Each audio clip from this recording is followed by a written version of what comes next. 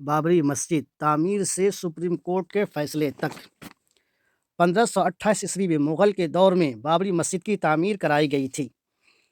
یہ دور چلتا رہا اور 1855 عیسوی میں ایودھیا کے اندر انگریزوں کے ذریعے بڑی خونریزی کرائی گئی، جس میں جانی و مالی نقصان کثیر تعداد میں ہوا۔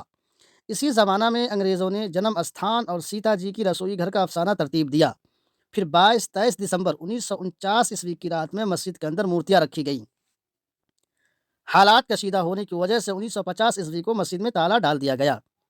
پھر 1986 میں فریق مخالف کے واسطے پوجا پاٹ کے لیے اس تالا کو کھول دیا گیا۔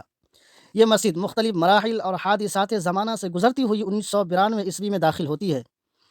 پھر 6 دسمبر 1992 کی وہ تاریخ آتی ہے جس میں دن کے اجالے میں مسجد کو شہید کر دی جاتی ہے۔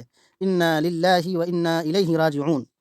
مقدمہ یہ چل رہا تھا کہ مندر توڑ کر مسجد بنائی گئی ہے۔ الغرض مسجد کی شہادت کے تقریباً 30 سال بعد 9 نومبر 2019 عیسوی کو سپریم کورٹ نے یہ فیصلہ سنایا کہ 1949 عیسوی میں مسجد کے اندر مورتیاں رکھنا اور 1992 عیسوی کو بابری مسجد کو شہید کرنا یہ غیر قانونی یعنی غلط تھا۔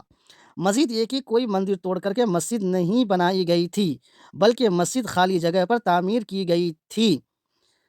اب غالب کا یہ شعر سماعت کر لیجئے۔ دامن پہ کوئی چھیٹ نہ خنجر پہ کوئی داغ، دامن پہ کوئی چھیٹ نہ خنجر پہ کوئی داغ، تم قتل کرو ہو کہ کرامات کرو ہو۔ اگر ویڈیو آپ کو اچھی لگے تو دوستوں میں شیئر کیجئے، لائک کیجئے۔ اللہ حافظ۔